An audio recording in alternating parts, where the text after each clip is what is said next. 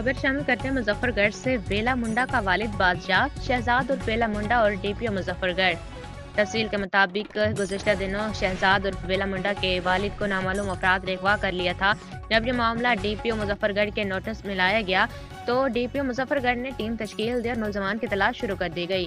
गुज़िश्ता रात मुजफ्फरगढ़ पुलिस की मेहनत रंग लाई, मुलजमान से सामना हो गया। डीपीओ मुजफ्फरगढ़ का कहना था कि मुलजमान पुलिस मुकाबले में अगवा कर मारे गए हैं और इनका ताल्लुक डेरा गाजी खान से है।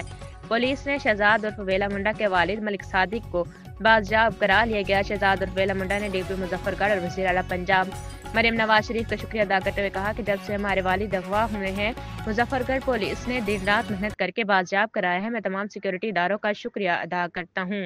मजीद क्या कहना था? इतनी बड़ी मुसीबत से, ठीक है, तो मैं गुजारिश करना चाहूँगा, जो लोग तनकीद करते हैं इदारों के ऊपर, अक्सर सोशल मीडिया पे देखते हैं, तो भाई सब्र का फल मीठा होता है, सब्र किया करें।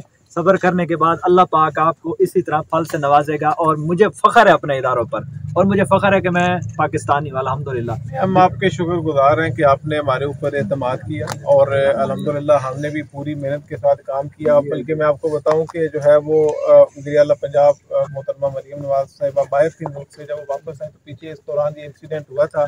बाकायदा उन्होंने इसका नोटिस लिया, उन्होंने पूछा हमसे कि क्या इसकी प्रोग्रेस है।